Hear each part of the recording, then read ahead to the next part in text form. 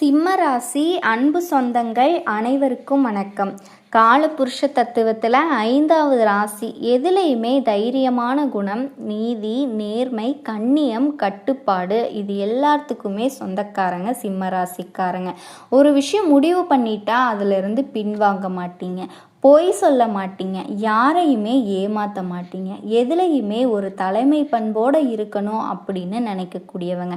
உங்ககிட்ட எதுவுமே இல்லைனா கூட கௌரவத்தை விட்டு கொடுக்க மாட்டீங்க எந்த ஒரு இடத்துலையும். உங்களுக்கு இந்த 2026வது வருஷத்தில் வைகாசி மாதம் 18ஆம் தேதி, அதாவது 1 ஜூன் 2026 நள்ளிரவு 9:50 மணி அந்த நாளில் குரு பகவானினுடைய பயிற்சி நடக்குது. அது எங்கேருந்து போகிறாரு அப்படின்னா மிதுன ராசியிலிருந்து கடக ராசிக்கு போகிறாரு. இதை ஏன் நம்ம ஒரு பிரம்மாண்டம் அப்படின்னு சொல்கிறோன்னா, தன்னோட உச்ச வீட்டுக்கு போகிறாரு. அப்போது சிம்ம ராசிக்காரர்களுக்கு பூர்வ புண்ணியாதிபதி இவங்க என்னெல்லாம் புண்ணியம் செஞ்சாங்க, போன பிறவியில் என்னெல்லாம் தர்மங்கள் செஞ்சாங்க, இது எல்லாத்தையுமே அப்படியே கொண்டு வந்து கொடுக்கக்கூடிய சுபக்கிரகம் அப்படின்னு சொன்னால் அதுதான் குரு பகவான். ஆக அவரினுடைய பயிற்சி சிம்ம ராசிக்காரர்களுக்கு ரொம்பவே ஒரு வரவேற்பு கொடுக்கக்கூடிய ஒரு பயிற்சி. அதில் சிம்ம ராசிக்கு தற்சமய நிலைமை எப்படி இருக்குது அப்படின்னு பார்க்கும்போது குரு பயிற்சியை மட்டுமே வச்சு நம்ம சொல்ல முடியாது. மற்ற கிரக அமைப்புகளும் இருக்குது. சுய ஜாதகத்தில் லக்னத்தோட அடிப்படையில் நடக்கக்கூடிய தசாபலன்கள் இருக்குது. அதுவும் சாதகமாக இருக்கும் பொழுது இந்த குருவினோட பயிற்சியினால் அதுலேயும் குறிப்பாக என்ன சொல்கிறேன்னா, குரு இருக்கும் இடத்த விட்டு குரு பார்க்கக்கூடிய இடத்துல எல்லாம் இவங்களுக்கு நல்ல பலன்கள் கிடைக்கும் அப்படின்னு சொல்கிறான். அதில் சிம்ம ராசிக்காரர்களுக்கு அஷ்டம சனி இப்போ நடந்துட்டு இருக்கக்கூடிய ஒரு காலம். அதே மாதிரி இவங்களினுடைய ராகு கேதுவினுடைய பலனும் பார்த்தீங்கன்னா சிம்மத்திலேயே தான் இப்போ கேது அமர்ந்திருக்காரு. 7ஆம் இடத்துல களத்திர பாவத்தில் ராகு உக்காந்துருக்காரு. அப்போது முக்கியமான கிரகங்கள்னு சொல்லக்கூடிய ஊழ்வினைய கர்மாவை நிழல் போல பிரதிபலிக்கக்கூடிய கேது பகவானும் ராகுவும் சிம்ம ராசிக்கு கொஞ்சம் சாதகம் இல்லாத இடத்துலையும் சனி பகவான் சொல்லவே வேண்டாம். அஷ்டம சனியில் இருக்கிறதுனால சிம்ம ராசிக்காரர்களினுடைய அந்த கௌரவத்தை ஒரு செதைச்சு பார்க்கக்கூடிய ஒரு நேரம், இவங்க அவமானப்படுத்தக்கூடிய ஒரு நேரம். இவங்க செஞ்ச காரியங்கள் முயற்சிகள் பாதியில் அப்படியே விடவும் முடியாமல் புலிவாலை பிடிச்சு, அதாவது கௌரவத்திற்காக வாழக்கூடிய சிம்மராசிக்காரர்களுக்கு எங்கே மானபங்கம் வந்துருமோ அப்படிங்கிற மனபயத்தை கொடுக்கக்கூடிய ஒரு நேரம். கொடுக்கல் வாங்கல் சம்பந்தப்பட்ட விஷயங்களில் வாக்குறுதியை காப்பாற்ற முடியாமல் இருக்குமோ, இதை செஞ்சு கடந்து போயிடுவோமோ அப்படிங்கிற மாதிரி தன் மேலே தானே ஒரு மாதிரியான பயப்படக்கூடிய ஒரு சூழ்நிலையை சிம்ம ராசிக்காரங்க இருந்துக்கிட்டு இருக்காங்க. ஆனால் அந்த குரு பெயர்ச்சி ஒரு ஆறுதலாக என்ன செய்ய போகுது அப்படின்னா, ராசிக்கு 8ஆம் இடத்துல இருந்து அஷ்டம சனி சில துன்பங்களை கொடுத்துட்டு இருந்தாலும் கூட அது குருவோட வீட்டில் மீனத்தில் இருக்கிறாரு. அந்த வீட்டோட அதிபதினு சொல்லக்கூடிய குரு உச்சம் பெறாரு. உச்சம் பெற்ற குரு சும்மா இல்லாமல் அந்த சனி பகவானோட குரு தனது பார்வை பலனா அதுலேயும் குறிப்பாக 9வது பார்வையினால் அந்த இடத்த பார்க்குறாரு. அப்போது சிம்மராசிக்காரர்களுக்கு இது விரய குரு அப்படின்னு சொல்லப்பட்டாலுமே கூட அந்த அஷ்டம சனியினுடைய ஆதிக்கத்தினால பணம் வரவே இல்லை. நாங்கள் விரயம் செய்ய தயார், ஆனால் விரயம் செய்யறதுக்கு கூட வாய்ப்புகள் இல்லை. ஒரு இடமாற்றத்தில் எந்த ஒரு நன்மைகளும் இல்லை. செஞ்ச காரியங்கள் எல்லாமே பாதியில் தொய்வாக நின்றுட்டுருக்கு. எந்த ஒரு விஷயங்களையும் அடுத்த கட்டத்திற்கு கொண்டு போகவே முடியல அப்படிங்கிற மன அழுத்தத்தில் இருக்கக்கூடிய சிம்ம ராசிக்காரர்களுக்கு 12ஆம் இடத்துல இருக்கக்கூடிய விரய குரு சுப விரயங்களை கொடுத்து வரக்கூடிய வருமானங்களை சீர்படுத்தி நல்ல இடமாற்றங்களை கொடுத்து அந்த சிம்ம ராசிக்கு அஷ்டமஸ்தானத்தை பார்க்கறதுனால அவமானப்பட்டுருவோமோ அப்படிங்கிற பயத்திலிருந்து சிம்ம ராசிக்காரர்களுக்கு அவமானம் இல்லை அப்படின்னு சொல்லக்கூடிய ஒரு சூழ்நிலை.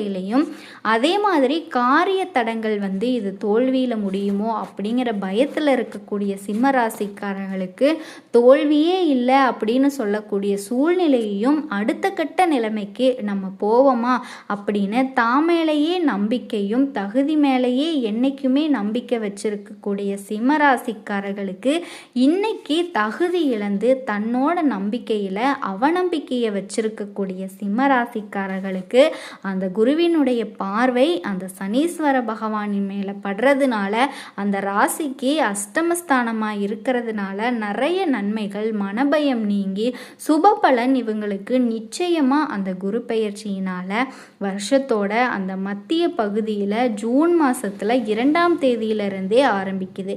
அதில் சின்ன விஷயங்கள் என்ன அப்படின்னா, அக்டோபர் மாதம் 31ஆம் தேதியிலிருந்து குரு பகவான் வந்து அதிசாரமாக சிம்ம ராசி மேலேயே உட்காருவார். உட்காந்து திரும்ப வந்து 24 ஜனவரி மாதத்தில் திரும்ப கடகத்திற்கு போயிடுவார்.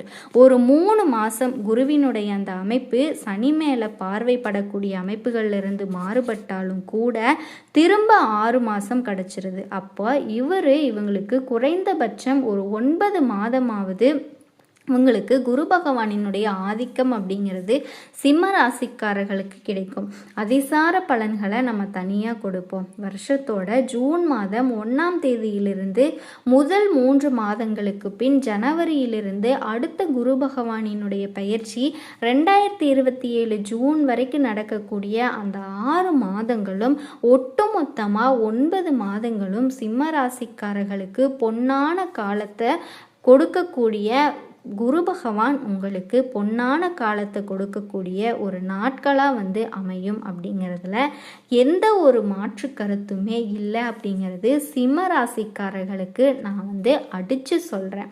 இந்த குரு பெயர்ச்சிக்கு பிறகு இந்த வீடு, வண்டி, வாகன மாற்றங்கள் எல்லாமே இருக்குமா அப்படின்னு கேட்டால், சிம்ம ராசிக்காரர்களை பொறுத்த வரைக்கும் வீடு, வண்டி, வாகன மாற்றம் அப்படிங்கிறத விட அதில் நிறைய விரய செலவுகள், வெட்டி விரயமாக ஒரு வண்டியை ரிப்பேர் பண்ணால் தொடர்ச்சியாக செலவு வந்துக்கிட்டே இருக்கும். வீடை வந்து எவ்வளவோ பராமரித்து பார்த்தாலும் திரும்ப அது வந்து பிரச்சனையில் இருக்குது. வீட்டுக்குள்ளே இருக்கக்கூடிய காலங்களில் நிம்மதி இல்லாமல் இருந்துகிட்ருக்கு.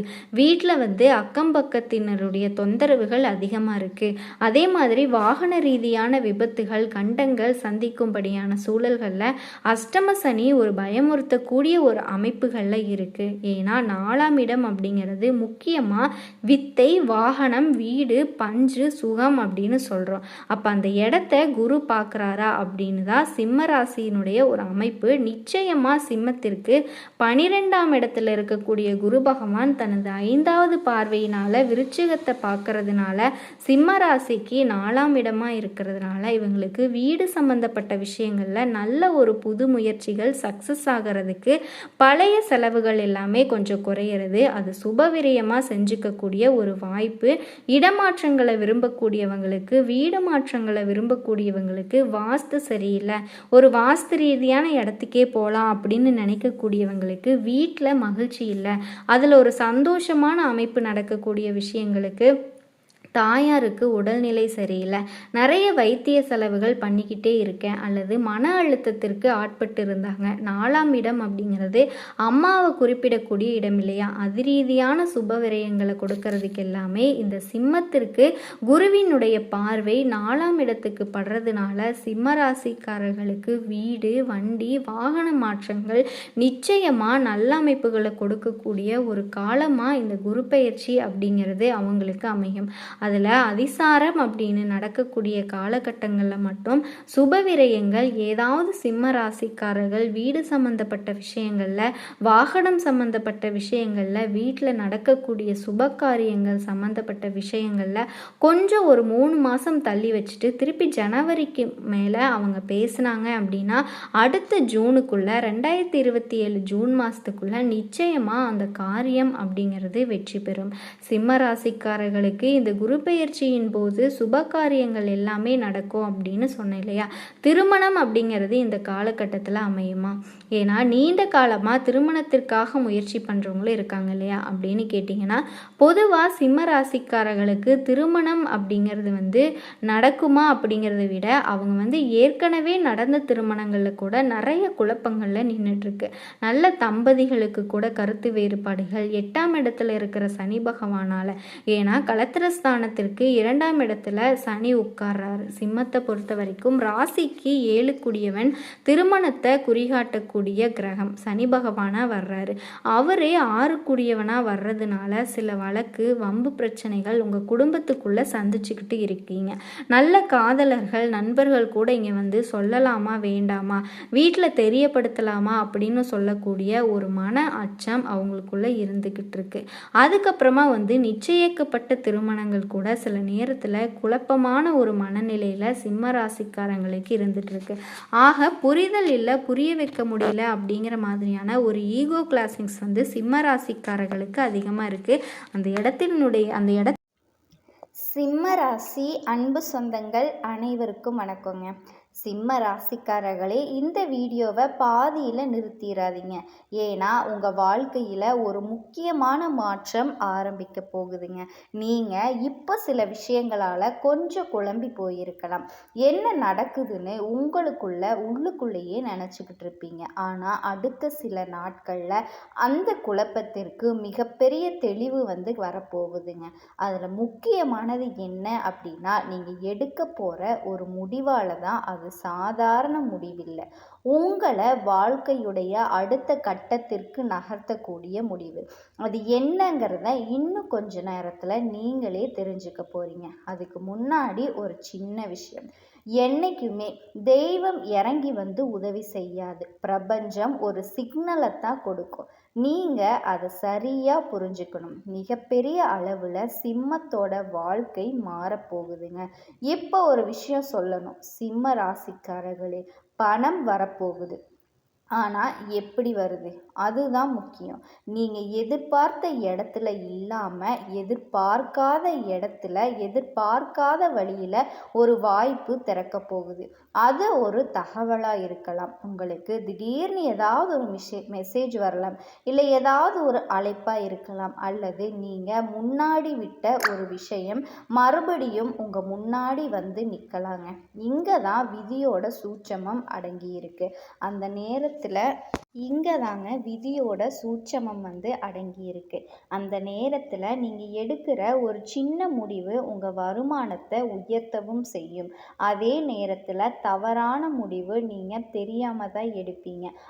இருந்தாலுமே தவறான முடிவெடுத்தால் உங்களோட வருமானம் கொஞ்சம் தாமதமாகி வரும்.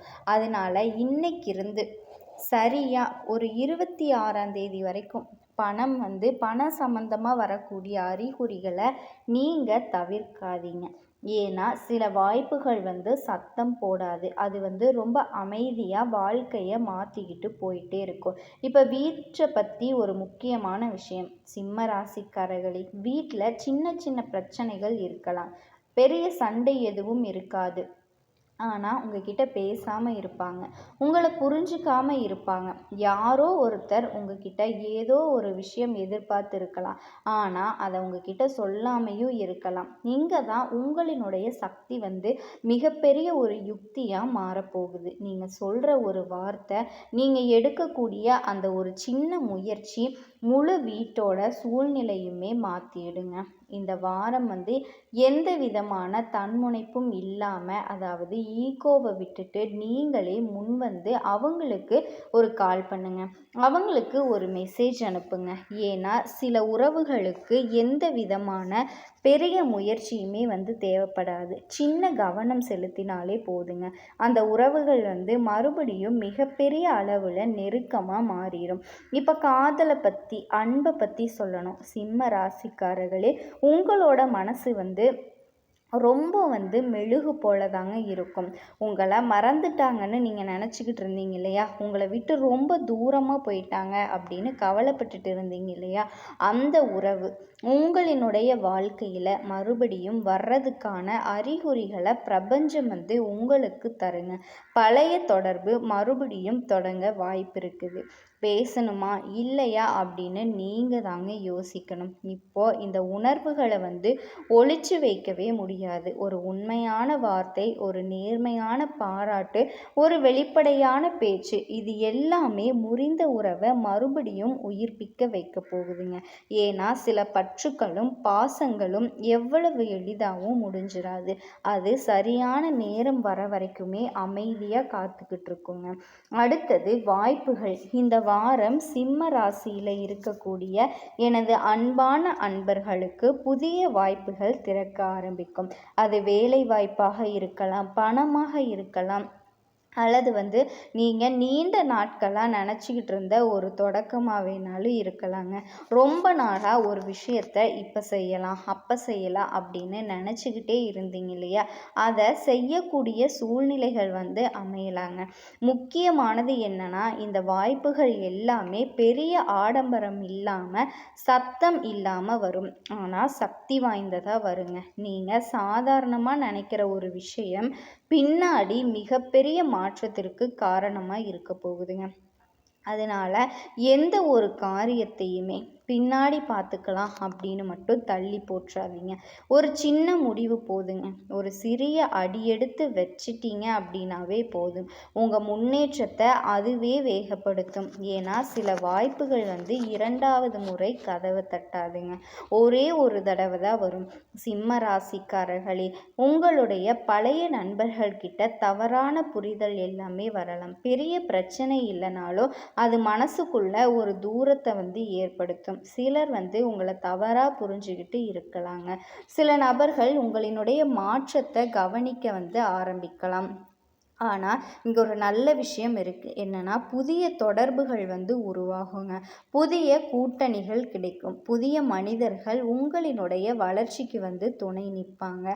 அதனால் யாரையுமே பிடிச்சி வைக்கணும், யாரை மெதுவாக விடணும், இந்த வாரம் அப்படிங்கிறது ஒரு தெளிவுக்கு வருங்க.